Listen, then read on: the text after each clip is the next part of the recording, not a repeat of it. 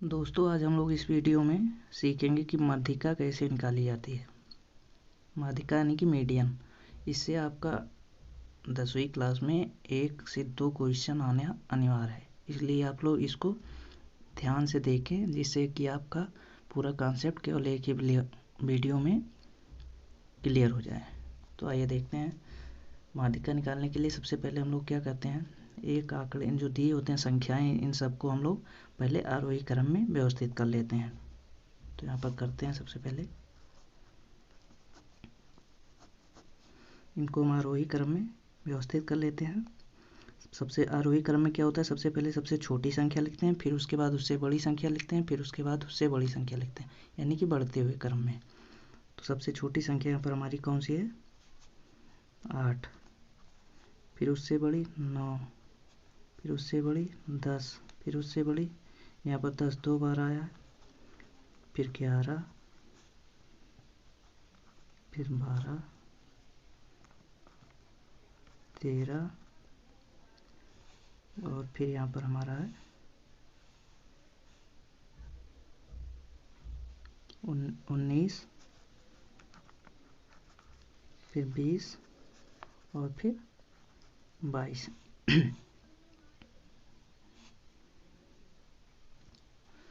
अब इन संख्याओं को हम काउंट कर लेते हैं कि हमारी संख्या मतलब कितनी संख्याएं दी गई हैं।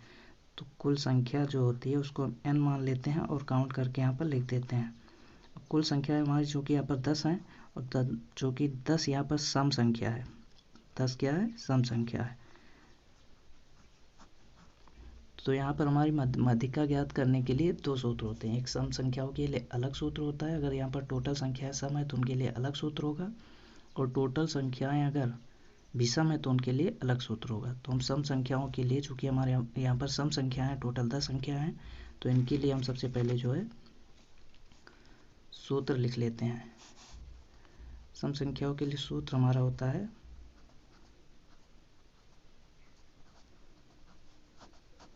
माध्यिका निकालने के लिए n/2वां पद प्लस n/2 प्लस 1वां पद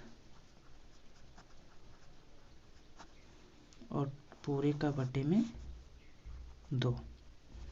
अब चूंकि हमारी टोटल संख्या यहाँ पर n की वैल्यू जो 10 है, तो यहाँ पर हम n की वैल्यू पुट करेंगे और सॉल्व करेंगे।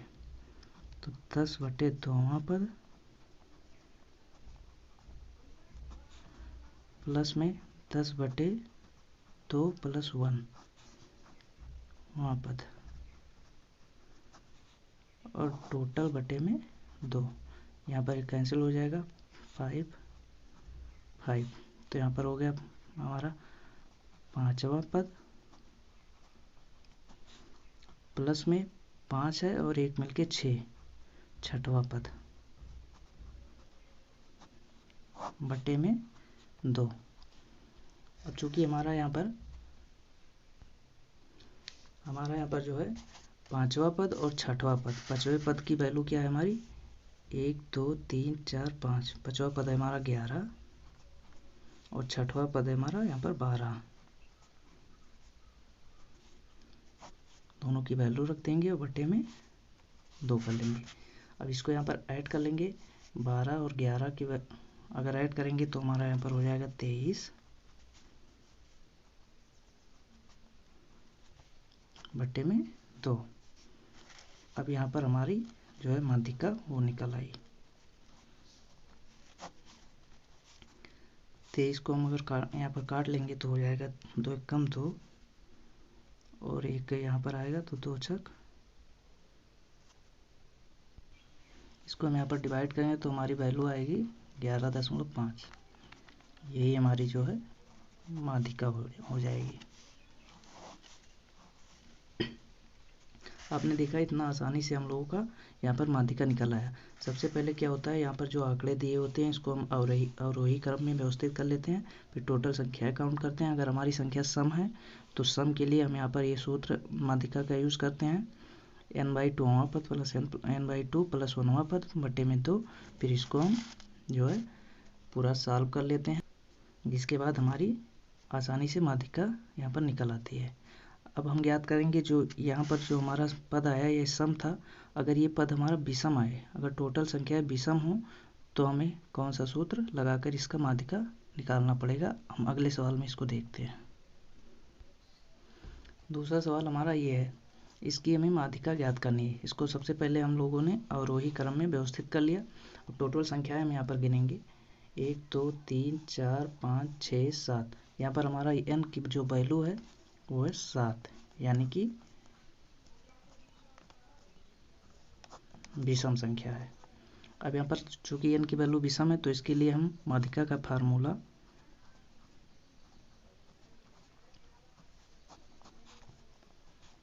लगाएंगे n+1/2।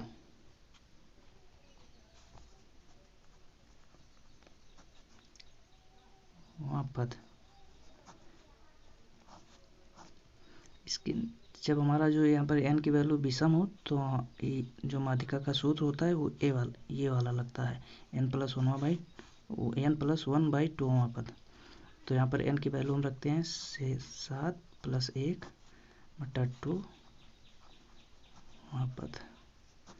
अब ये हो जाएगा यहाँ पर 8/2 वहाँ पद।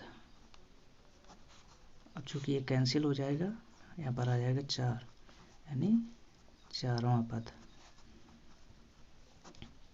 तो यहाँ पर हमारी जो माध्यिका हो जाएगी वो हो जाएगी यहाँ पर चौथा पद, 1 2 3 4। चौथा पद हमारा है 151। यही हमारी जो है माध्यिका हो जाएगी। ध्यान रहे कि यहाँ पर जो 4वां पद या 5वां पद कुछ भी आता है, जो यहाँ पर 4वां 5वां कुछ भी जो पद आता है उसकी जो वैल्यू निकालना है हमें, इसमें से नहीं रखना है। जो अवरोही क्रम में व्यवस्थित करेंगे वहाँ से इसकी वैल्यू देखना है, ना कि यहाँ से इसकी वैल्यू हम निकालें कि ये चौथा पद हमारा ये है तो लिखते हैं। अवरोही क्रम में जो व्यवस्थित किया गया उसमें से इसका वैल्यू यहाँ पर देख कर लिखें। आई होप कि आप लोगों को ये आसानी से समझ में आया होगा। और आप लोग माध्यिका चाहे वो सम संख्या हो यहाँ पर उसके लिए निकालना हो, चाहे विषम संख्या हो उसके लिए निकालना हो, दोनों संख्याओं के लिए आराम से आप लोग माध्यिका निकाल सकते हैं। आपको कहीं कोई दिक्कत आने वाली नहीं है। अगर आप लोगों को समझ में आया हो तो प्लीज़ हमारे जो वीडियो को लाइक करें और चैनल को सब्सक्राइब कर दें, क्योंकि वीडियो बनाने में मेहनत भी लगती है, इसलिए आप लोगों को इतना करना चाहिए। धन्यवाद। जो बारंबारता होता है किसी पद का, वो दिया हो और पद दिया हो तो उसका बहुलक हम कैसे ज्ञात करेंगे। तो यहाँ पर दिया हुआ हमारा पहले पद दिया हुआ है, तो उसका बारंबारता दिया हुआ है, इसका हमें बहुलक ज्ञात करना है।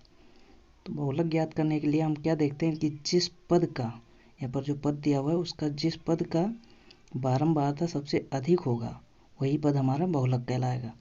तो यहाँ पर जैसे 12 का बारंबारता 3 है, 16 का बारंबारता 8 दिया है, 20 का 26 दिया है, 24 का 6 दिया है, 28 का 3 दिया है। तो यहाँ पर सबसे ज़्यादा बारंबारता हमारा 20 का है, 26।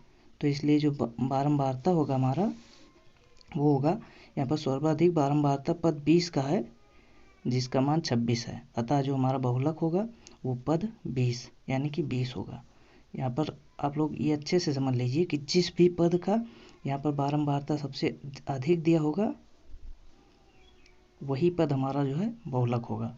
तो आई होप कि आप लोग ये बहुलक के बारे में समझ पाए होंगे, अतः आप लोग इसे ध्यान से समझिए और ये जानिए कि बहुलक किसे कहते हैं, यानी कि मतलब इस पद को, जिस पद का बारंबारता सबसे अधिक होगा वही पद हमारा बहुलक कहलाएगा। जैसे यहाँ पर 20 का बारंबारता 26 है तो ये हमारा 20 जो है पद बहुलक होगा।